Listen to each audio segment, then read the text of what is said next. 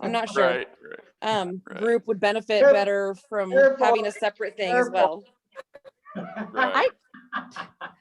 Hey, oh, we got Steve with us. This is great. You're still young, Keith. You're still young, and especially when you had your stroke. How old were you, Keith? I was 48. Yeah, so you're still young though. Yeah. And you still were young when you had your stroke. Well, we're not, so thanks anyway. Well, you're also not a man, funny. and I know there's a men's support group. So, Mike, I mean, I'm sorry. Go ahead, Brett. Jeff, what's John. Jeff? Mike, good or please?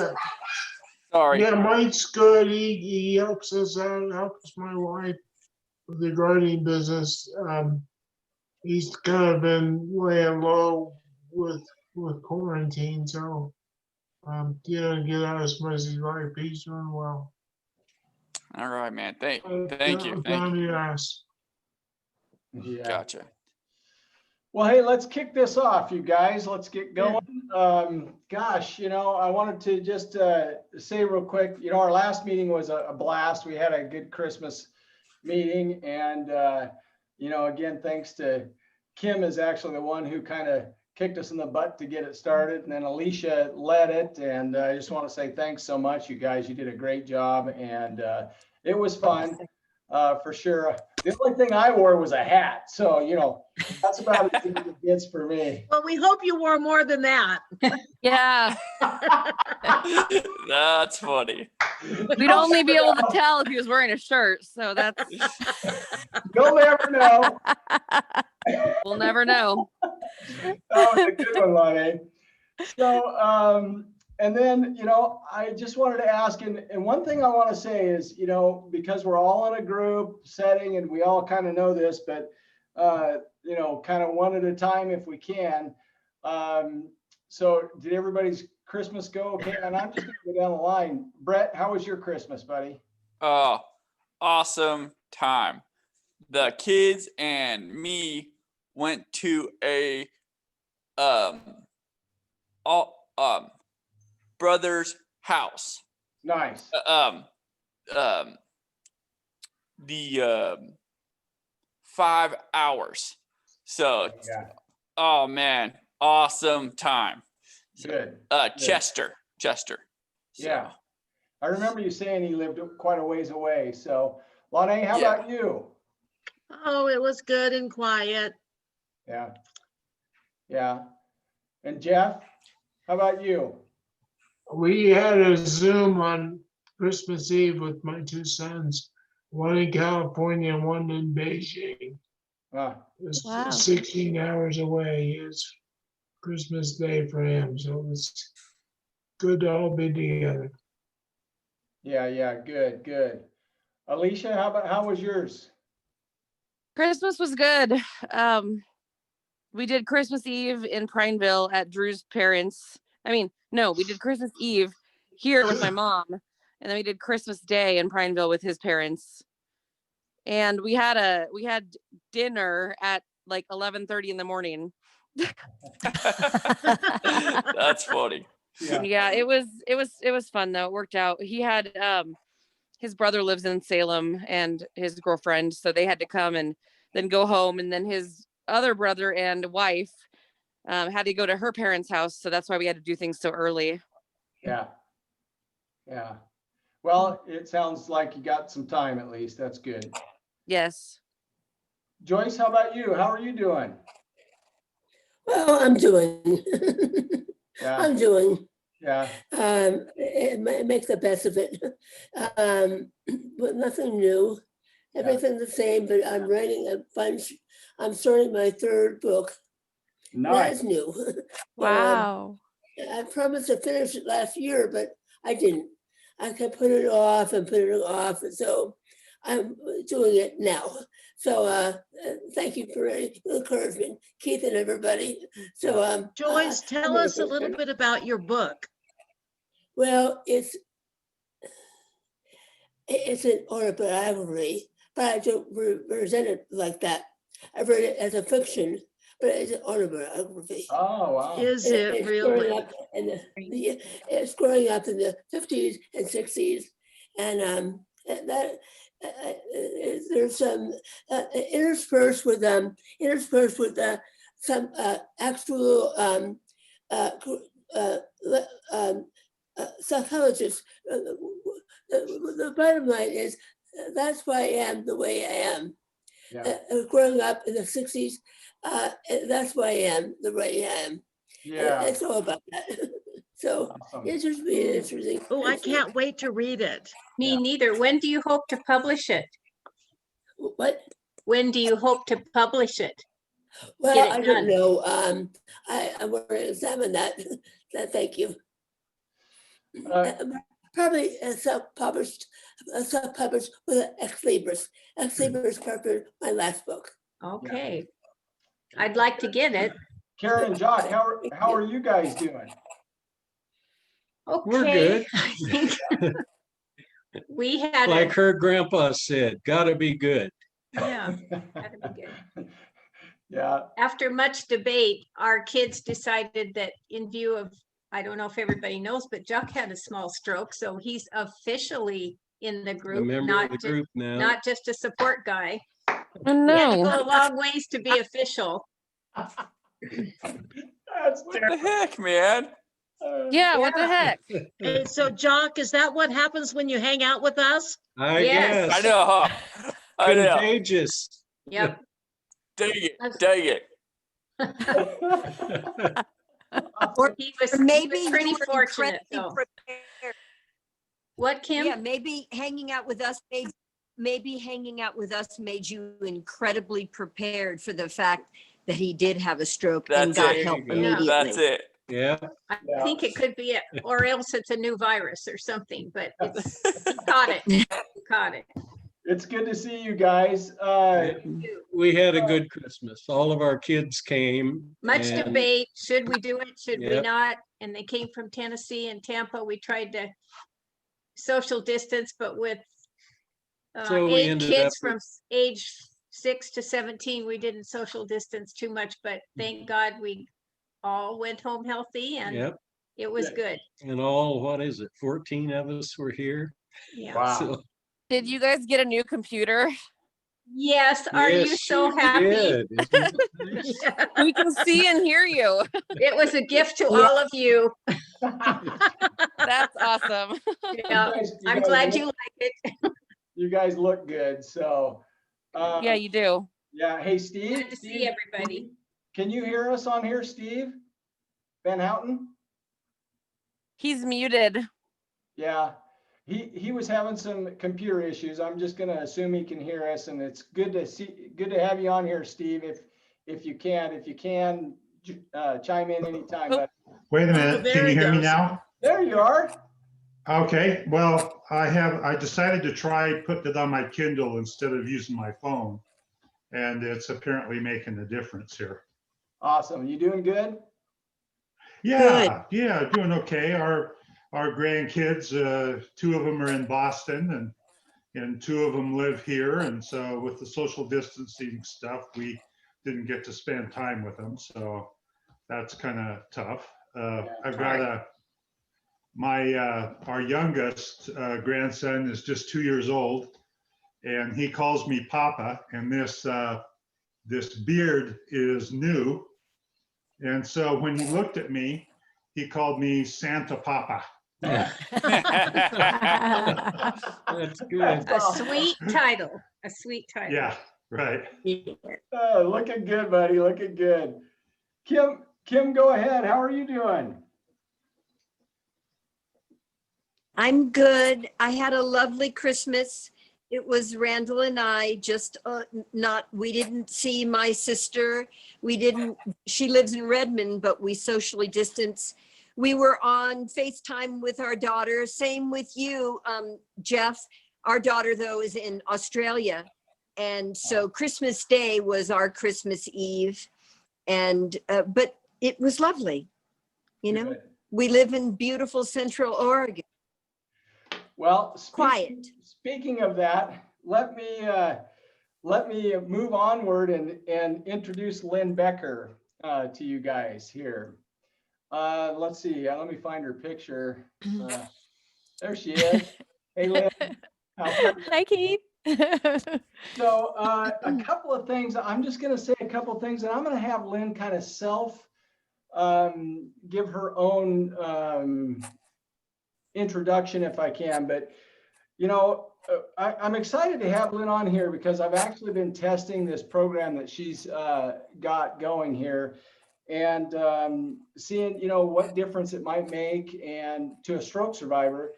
And the things that really come full circle to me is it brings out what's going on, and you can look back and you can graph it, and you can kind of see what's going on in your life a little bit, and you can make notes, and so then you can adjust yourself to just keep going in a positive motion all the time. Now, Lynn is going to give you guys a lot more. She's a very educated and sharp gal. Hopefully, she doesn't get ahead of us too far here. Let's see. She had an extensive career as she worked as a subcontractor for the Department of Defense on building a traumatic brain injury portal for the special ops teams for the government. And I don't know if she actually tells people that, but I caught it on, I was listening to a podcast that she did, and that's one of the things that she did. She's very highly qualified. She's very passionate about her product, and you'll hear from her why in just a minute. And it's a fairly new thing. So with that said, I just want to hand this over to Lynn and let you go, Lynn, and then we'll just have a question and answer, you guys, and final thoughts at the end here. Sound good?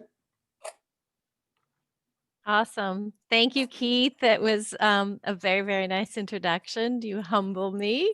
And hello, everybody. Thank you Hi. for Hi. inviting me into your circle. I really, really am excited to meet all of you. You know, unfortunately, it's virtual, but I came into this space of brain injuries because of my daughter. In 2015, my daughter was injured. A boy hit her in her left temple with a soccer ball, and it was intentional. And she had a traumatic brain injury. And days after the event, she had a stroke.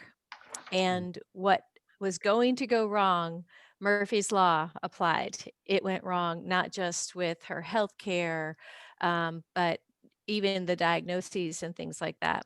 So I come from clinical trial research world, my career path and things like that. And I could go on and on about what really happened and transpired with the events around that, but we don't have enough time because I'm here to help you. And so because of what I kept being told for a year and a half after her injury, even though she had this extremely blatant eye injury, I was continually told, it's just a concussion. Just relax, right? She had lost her vision. She did become colorblind. Her optic nerve was torn from this injury as well. And she pretty much lost her whole world. You know, the personality changed. Her autonomic system broke. She had to learn to walk again, crawl again. She went from a very high academic standing, 98 percentile, to 37%. And I obviously had a homeschooler, and I'm thinking, how do I do this? And so, unbeknownst to me, I was now a full-time caregiver. And I ultimately lost my job, which was not a good thing, but I had to be there for my daughter as well, too, because I was also her world.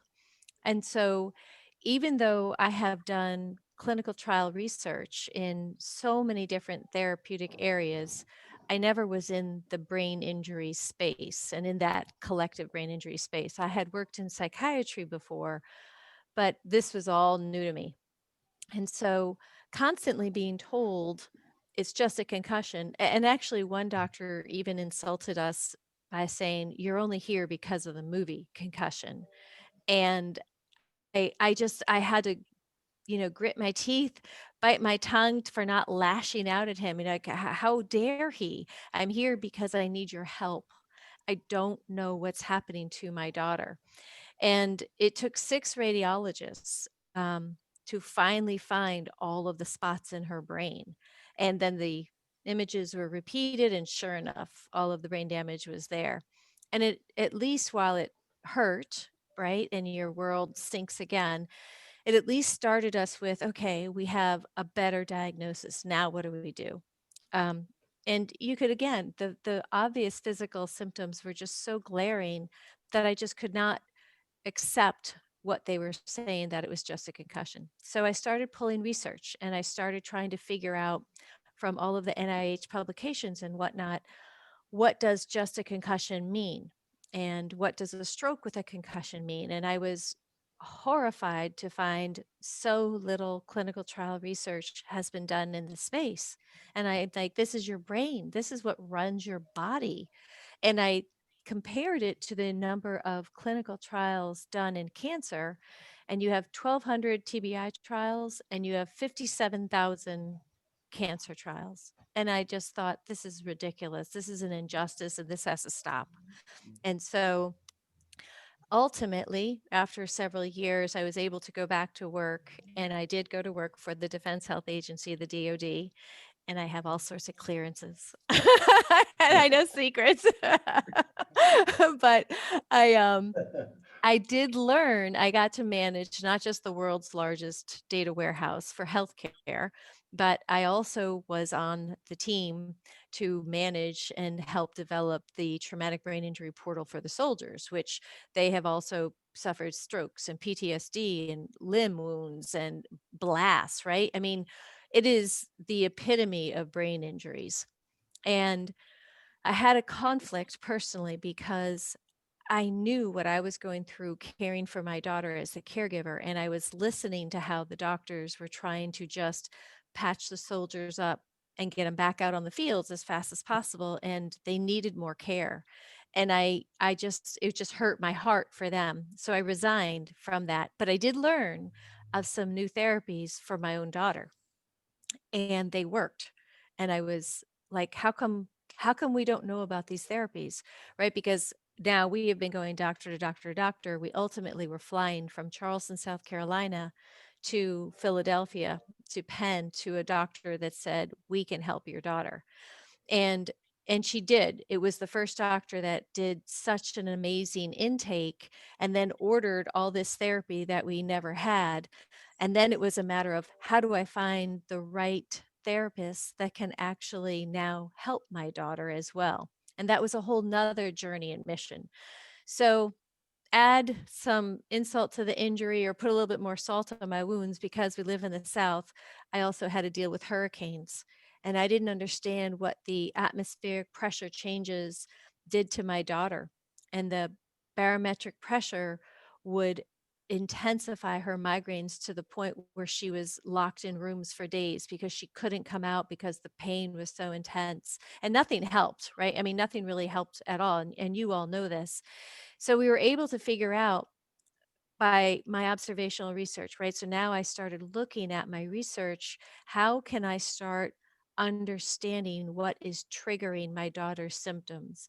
And while the doctors wanted her to do as much therapy as fast as possible to get her back, the therapies were creating what looked like overtly in her body reconcussing her or re-injuring her. She couldn't stop vomiting. She would be passing out in the clinics. She couldn't be on a treadmill for more than 4 or 5 seconds. I mean, it was not a parlor trick. It was like, please listen to me. This is what's going to happen.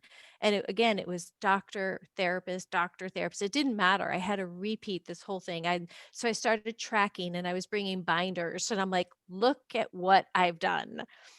I come from, as I said, the clinical trial research world. So I'm a biostatistician and an epidemiologist, and that's what I did for a living, was to design experiments and observe behaviors and understand what were the predictions along the way. So my daughter became a living experiment for me. And eventually, though, she was able to go back to college. She regained a good portion of her vision. She is colorblind, but she's able to go on a treadmill now without passing out. She can go up to 4 miles, which is fabulous. She now has a job. She's able to live on her own. A lot of start and stops, trust me, a lot of this, a lot of backwards. Like, but at least she got there. There was a point when she was still napping like a toddler, 4.5 hour naps every day. And this is year 4.5. And I thought, boy, oh boy, she's never going to be able to hold a full-time job. And I had resigned to all these. This is the accommodation. This is what I will plan for. And then I discovered QEEG therapy. This is what one of the tricks I learned from the government. And lo and behold, after 5 visits, my daughter stopped napping and has never napped since. And what it does is it balances your brain. We got her into vision therapy. So we got her into all these different therapies. She didn't make tears for over 4 years. And we stumbled upon this one kind of doctor, an upper cervical chiropractor, which is very different than a traditional chiropractor. And I didn't even know about them. And overnight, she started making tears. Now, she had such chronic dry eyes that they wanted to plug her tear ducts. We tried all the drops. Like, I'm telling you, I drank the Kool-Aid just like everybody else. And it was a matter of, taking control and taking the energy back and saying, there's got to be something else. We're looking at it the wrong way.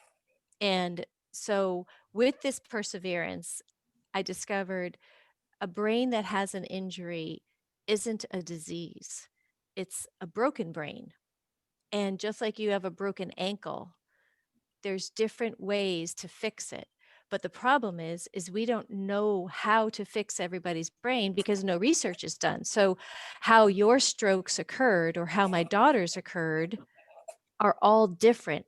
And until we're able to really categorize and find enough people in these buckets, we can't say, you need to do vision therapy first, or you need to do vestibular therapy first. It's all very dependent upon the uniqueness of your brain injury. So from that, I just said, nobody is going to go through this. I don't care what it takes. And then I realized there were tens of millions of people out there. And I'm like, oh my God, this is ridiculous even more. It was like every time I turned a corner, there was like another, this is so much more ridiculous than I can imagine, that nobody is taking care of this population. So I created what I did in paper and on those binders. I created an app, and it's free. And it's web-based, so it will work on your computer, it will work on your phone, it will work on your tablet. And what it does is it's completely customizable to each and every one of you. We ask you questions about how you were injured or how the injury occurred. So remember, I started it with the intent to have TBI addressed, but then I quickly learned what I was collecting for TBI overlaps with stroke and other brain injuries as well. So we have a good amount of stroke people that have started using our platform. So one of the things that I would like to know is how to reword things. So if the more of you use it and you say, hey, this doesn't make sense for my injury, it would make better sense if you asked me this way, right? Because Natalie's stroke was secondary, her TBI was primary. So, so we ask about your injury. We ask about symptoms you're currently having. And then we start teaching you about what's called social determinants of health. Excuse me, social determinants of health. The CDC says are your SES, your income, your access to care, and your race. Well, that's kind of true, but not all the way true. Social determinants of health really are what affects your health care.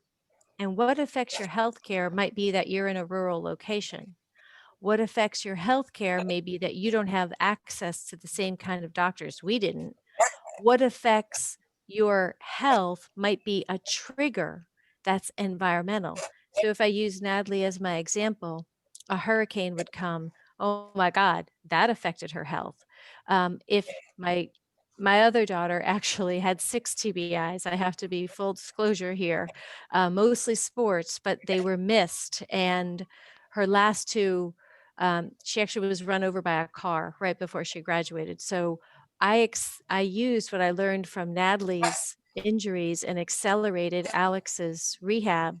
And in less than 2 years, she's like now a 4.0 and has her vision back, and she's in law school, and she didn't stop vomiting for 4 months. Like, she was at every kind of GI doctor, everything up her nose, down her throat, you name it.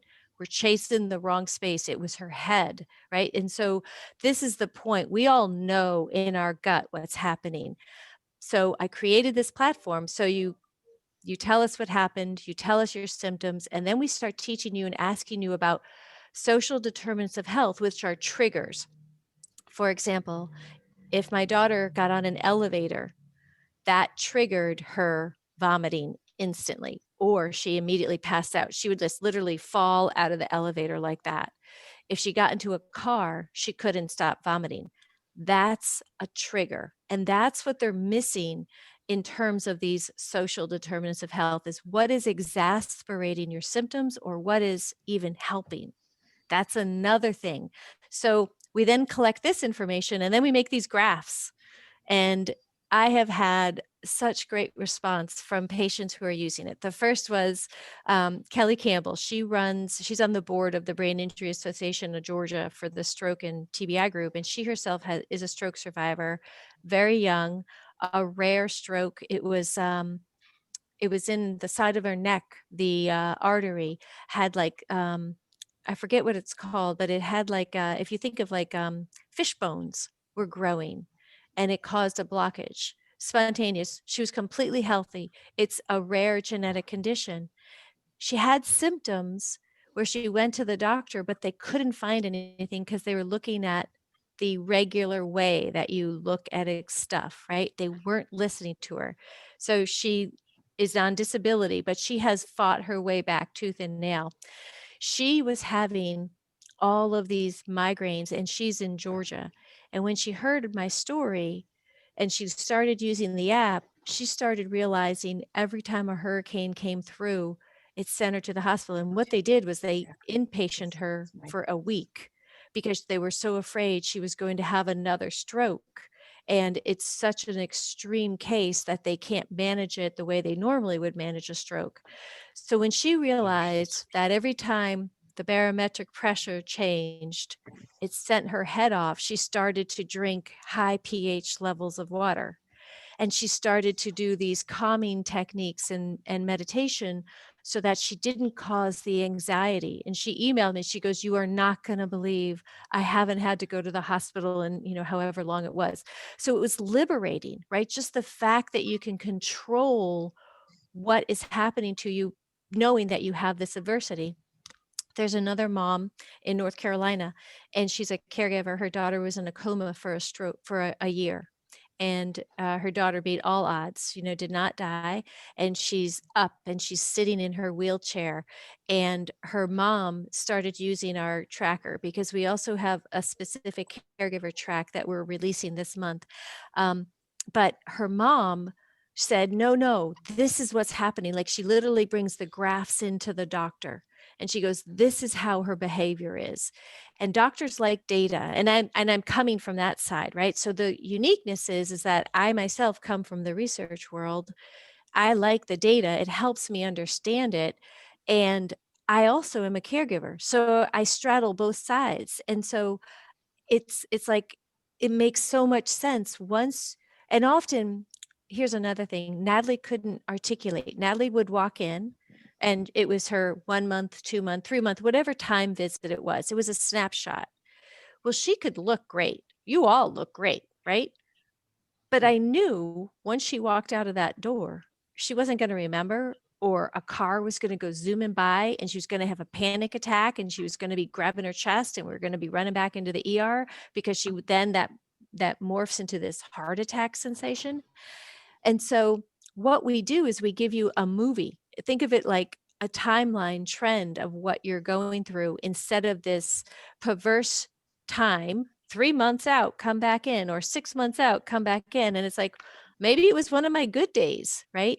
So one of the things that we also have learned which I'm very focused on trying to figure this out for everyone, is that our services, our insurance companies, our disability programs, they might give you 8 weeks or 6 weeks or 2 months, 3 months, however long of services they give you, you need a whole lot more. But because they can't prove it, your clinicians can't prove it, they won't approve of your insurance to cover more services. Well, guess what? This timeline proves it. And so the first thing one of the neuro rehab hospitals said when they saw this, they're like, oh my God, this is going to help with not just workman's comp cases, but with our CMS claims. So if you're able, and sometimes we can't even articulate what we're feeling. We can't be put into a box when not everything is understood. And by that, I mean, when you go to the doctor's office, you usually have to check all the bubbles or the boxes of what are your symptoms or what's this. Well, our dashboard does that, but then it's customizable. So if there's something else you want to add that we're not asking, you add it. So you get to personalize the whole entire thing. And through this personalization process, we have found 52 new symptoms that nobody is asking about. And here's where, by using the narratives, the more people tell us and they write on their diaries, right? And you can track once a day, once a year, whatever you want. It doesn't matter. Obviously, the more you do it, the more empowering it is for you. And you start noticing trends, and you get choices throughout the whole thing. You can choose to add symptoms. You can put your goals in if you want to do it. But one of the things is that if you have 52 different symptoms, oh my God, what could that possibly do to help us now better personalize healthcare? And here's just 2 simple examples. One person wrote in their diary that they were having anxiety. So if you see that word, or if certain doctors see that word, they immediately put you into the anxiety bucket. But when you read the narrative, she's having anxiety because her children don't understand what has happened to her and her husband isn't helping. So is that really anxiety, or is that a life event that you need support with? And that, to me, is the question that has to be presented, because if they just want to bucket you into anxiety and prescribe you meds, they make you a zombie. Yeah. They're not rehabilitating you or looking at the real picture. So this is where the personalization aspect comes in. Another really big example that's enlightening, we have the questionnaires about injuries, right? So when it is a trauma, and now you could extrapolate this part to what part of your brain was injured in a stroke, but there, again, there's all these free text fields that you can just keep writing so we can figure it out. But when we ask about the injury, typically people will all say, oh, I was in an accident, or a car hit me, or I fell. You know, there's these categories again. Well, unfortunately, we as patients even miscategorize ourselves. So for example, one girl checked that she had an accident, but her narrative went on to say, I was riding my horse, I had no helmet on, he got spooked, he took off, I fell down and hit my head. Now, this is what the machine learning, because we used all this AI algorithms that we've been designing for this is what the machine learning found. So the girl said she had an accident. Okay. But the computer said, no, she had a fall. And if you think about it, she didn't have an accident. In her mind, she had an accident, but she was on a horse that was accelerating with speed. And she wasn't just at her height, she was another 6 feet above. So she fell at an acceleration and then hit her head on either concrete, packed dirt, grass, a rock, right? And did she just hit one side, or did she hit again, or hit back? So where you're hit is even going to imply how, and the same as where your stroke occurred is going to imply what else has happened.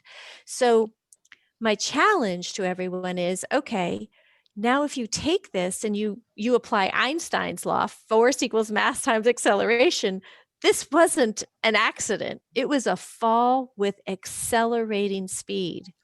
So when people hear Natalie was just hit with a soccer ball in the head, well, people play soccer all the time. She was hit on her left temple, which is the most vulnerable part of your brain. She was hit with a soccer ball, and she's petite, and the ball covered the whole side of her head. She was hit with the equivalence of a 24-pound sledgehammer, and it tore her optic nerve. So it wasn't just a hit, right? So we as a group, we as a community have to really articulate how we were injured so we get bucketed in the right place. And that's what personalization is. And then we take that and we personalize it more into the symptoms and what exacerbates your symptoms and what even helps them. So when we start getting more information, one of our goals is to take our algorithms that we're designing, and we can then say, okay, now we have 100 people in this category. Great. How come these people are doing better with their numbers? How come these people aren't? And we can start asking, what therapies did you do? What did you do that got you this farther along? And that's where we hope to help, just offer, like, did you try this, right? I don't know what the right answer is. For my daughter, it was like, I just found the next doctor, and I kept digging and researching, and I applied that to my second daughter. And they did do them in different, COVID hit, right? And so a lot of things stopped for her, but things were done in different orders. Vision is huge. We just did a 3-part vision series at the end of the year. We were showing how you can do remote telehealth vision therapy as well. And here's what's interesting. There's all different ways to do vision therapy. And this is another issue. Each doctor has like a shoot from the hip kind of approach. Like, they don't even know what the best therapy is to start with or to end with or for how long. But I can tell you that my daughter, Natalie, the way her vision therapist did her work was just like when you train a muscle, right? You just keep exercising, exercising, exercising. And trust me, a lot of start stops, a lot. Alex uses half telehealth and half inpatient or in-person visits, excuse me, and she uses what's called syntonics. So Alex only goes to the doctor every 2 weeks, and syntonics are these colored lenses, which has been used for years and years and years in physics and in optics. She has regained all of her vision in her right eye, all of it. Her right eye didn't work, like just didn't work. I just discovered music therapy last week, and I thought, oh my God, why don't people do music therapy? So we're going to have an interview person with music therapy pretty soon on our webinars. But so I'm here to tell you, collectively, my mission is to empower you. My goal is to reshape the way they do clinical trials in this space. And we have already caught the attention of some big organizations. The way that I keep this free is that I de-identify everybody's data and I put it into this warehouse so we can analyze it. But you don't know who it is, but that's the only way I can keep it free. I have to be able to use the data for this purpose, for research purposes. But we're going to be hosting a clinical summit. And if you don't know much about clinical trials, we are actually launching, everything we do is free for patients and caregivers, period. We are launching multiple webinars as well as little videos to teach people about clinical trials, because the more you know, the better your questions are, the more you know what to expect, right? And you need to know the scary stories that happened in clinical trials, so that you go in with your eyes wide open, right? People on my projects have been fired right there on the spot because they said, just sign the paper, you can quit whenever you want. And I yanked them out of the office and I said, pack your stuff. That is not taking the patient's interests at heart. Sorry. And they prey on people, and that's wrong, right? Because they're trying to get as many people recruited as quickly as possible. Well, that's crap, bottom line. But in March, for brain injury awareness, we're going to host a summit so that we put patients, and we're going to have TBI, stroke, and caregivers. And we want to have an equal representation of all. And it's just a pilot. So it's not going to be big in terms of numbers because I don't want to make people tired either. I'm very aware of brain power and energy. 1 hour in March, you guys are going to meet face to face with the companies that are designing clinical trials for your space, whether it's a device company, whether it's a research organization, whether it's a pharma company, and you can just lay it out there and ask them, just fire the questions at them. This is true patient engagement. So I can certainly show you the dashboard. I can put in, I can actually, do I have screen share? Okay, full disclosure timeout. We just got a puppy. So everybody's under What's my the feet to name get of the the puppy app? right now.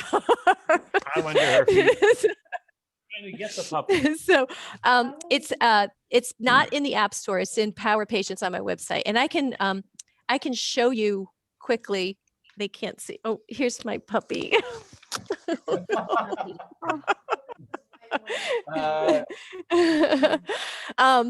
So Okay, anyway, go ahead, Keith. I'm gonna allow you to share. I Okay. have a screen as well that just shows my summary Oh. report, but we don't need to see that. Yeah, no, let's see it because that's awesome. But I'm going to show you how to get to it because I know we're coming up at 6:45 as well. Yeah. If I have, but here's what I do. I want you to go and try it, or I will come back and I will sign up with you. It's always best if you start with it and then you kind of get through. It's very simple. Trust me, it takes 2 minutes to sign up. Well, But what, go ahead. What I would commit in here, Lynn, is this. Let's take, if you can go through that in about 5 minutes so that then we can wrap up, that's great. Why don't and if not, then let's have you come back and do that. What do you thoughts? I think I just tried to do screen share. So you show them what you get and I can put in the chat the website, and I think I can also put in the chat documents to show you what you will get as well. Well, and I'm recording this and I've got everybody on here. So cool. What I will do is I will share your website with them. Just so you guys know, and I'm not trying to take Lynn's spot here, but I did sign in and I've been tracking myself for, I don't know, 60 days. And it's really interesting as I look at the graph because it really, it does this. And there's really all I'm doing is I can't find the right words, brain fog, lack of focus, and napping daily. And those are kind of my 3. And it really, it's interesting to me. I haven't analyzed it, but I've looked at it.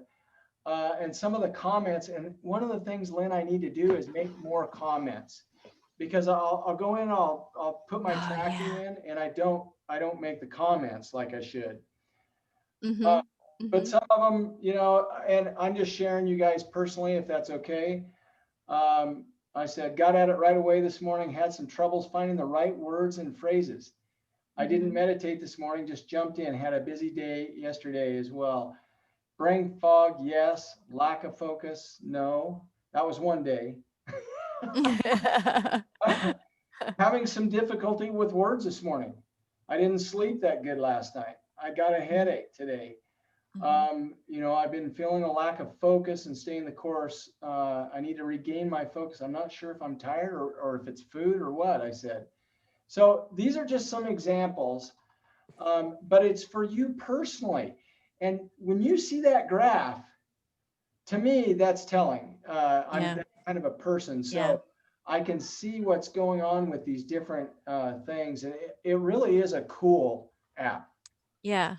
So we have, you can set your own reminders in terms. So it's interesting because you said some things that I think, as we build out the data and the numbers of people. So just so you know, right now, we have 276 people that have signed up for the dashboard in 3 months.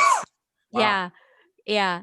Our amount of people in terms of like what their touch points, like how many things they keep entering and doing and things like that, are over 18,000. In Wow. like, so that's a 67% engagement rate. The idea is to keep it super simple. So the questions will be, how do I track multiple times a day? And so we have extra text boxes. So usually, so one of the things we're going to add is so that you can do it like through texting and things like that. But again, this is the first version and it's pretty powerful. I got to tell you, I didn't want it to be sort of kind of okay. It's very powerful. And so one of the things that I just submitted was a grant so that, and everything is all about you guys. You choose if you want to do it, right? You choose if you want to share this with your doctors. They're not pushing down to you, but you are the one who triggers if you want a caregiver to also link with you. And I will say, statistically, as a researcher, when you have a couple of different sets of eyes on a person, you know, two heads are better than one, right? You get more information. So I do encourage you to bring aboard either a caregiver or somebody to also kind of track along with you, because their perception is often, you might not know. So in Keith's case, he doesn't know why he woke up with a headache, but he might be kind of having a tough day. But his family members may say, well, remember you were on the screen until midnight, or remember you were, writing or something like that. And so what I learned was that what my 1 ounce of energy is your 3+ times energy. So people who Explain, have brain injuries, yeah. explain that better. Do the one. So what it takes for my brain to do, right? My 1 unit of energy, it takes somebody with a brain injury It's at 3 of least ours. 3 times the units, right? Gotcha. At least, right? So that's why, so it's interesting. So one of the things that Callie, and I want her to be one of our ambassadors, Kelly had said, don't you dare say the word exercise to me one more time. And I'm like, okay, what? And so I wasn't using it in terms of like, go hit the gym.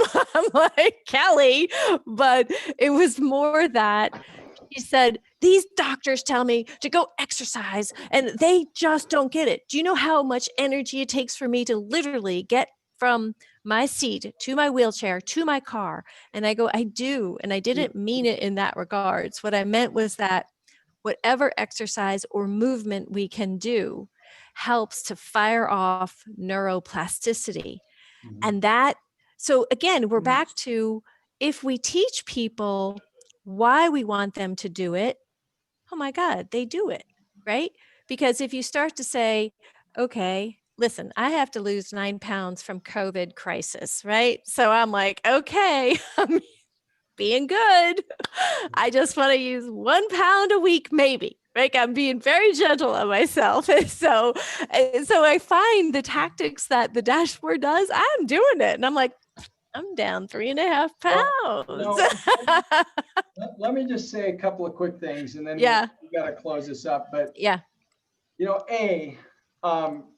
thank you for coming on. That explanation, the deepness that you went into that, really enlightened me personally. I've seen you do a couple of things, but nothing like that.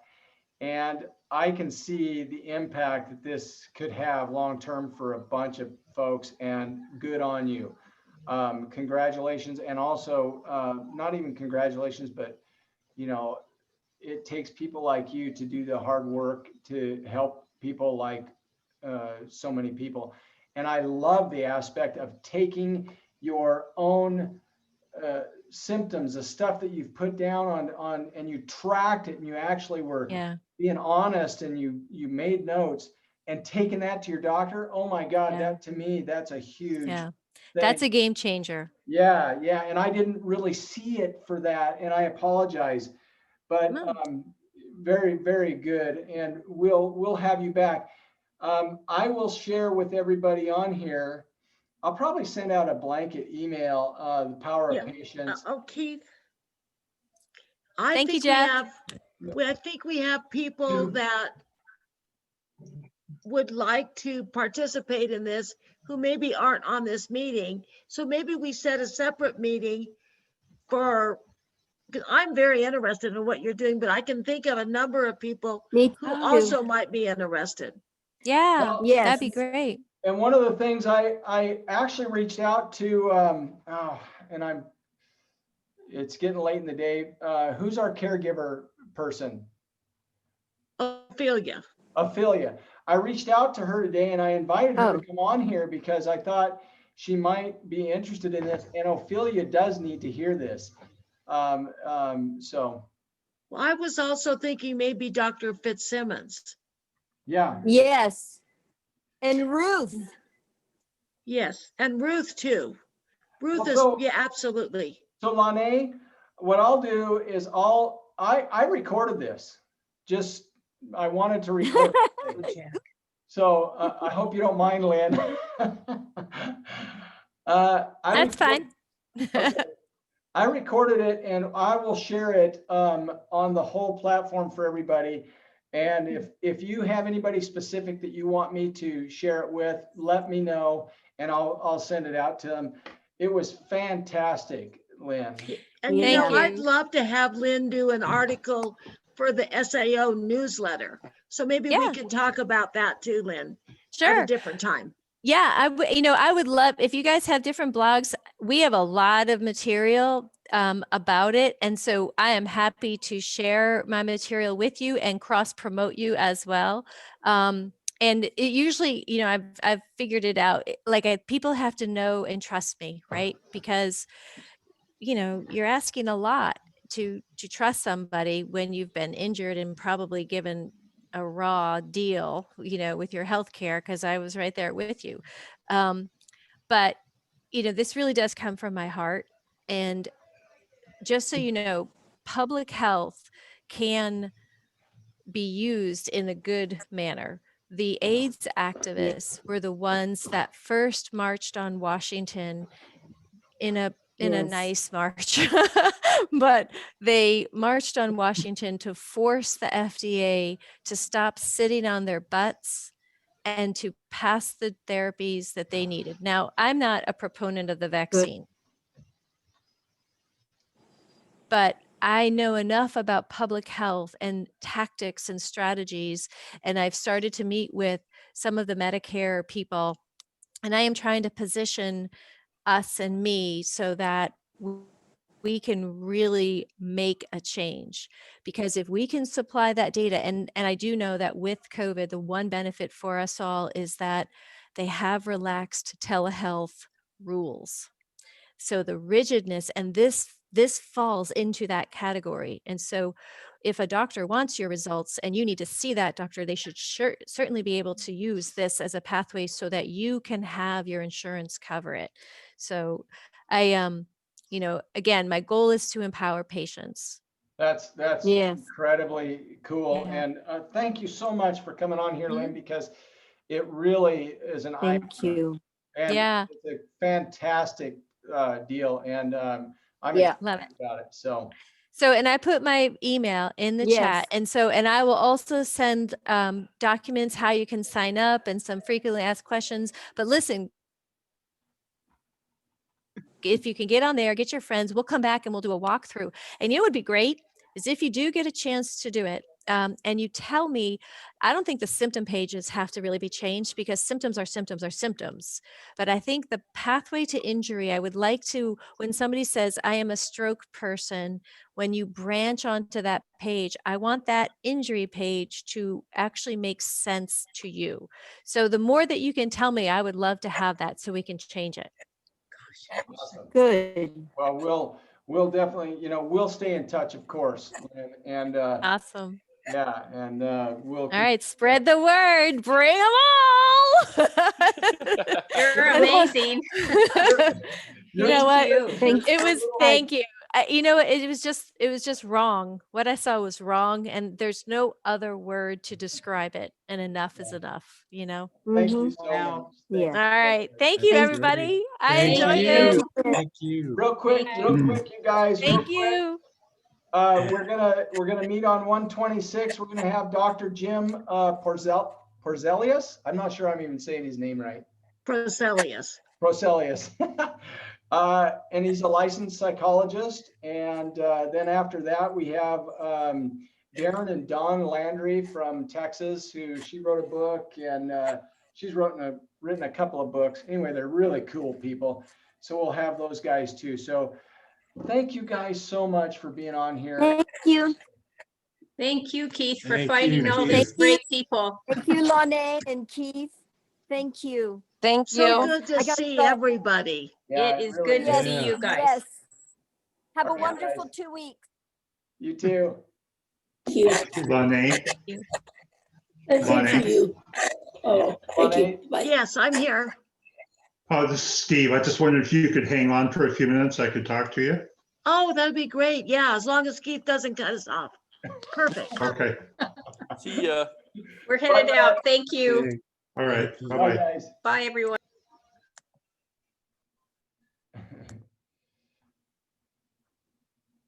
Go ahead, Steve. Oh, okay. Well, Lene, you had emailed me about a couple of people. Awesome. Keith, Thank you guys. good job.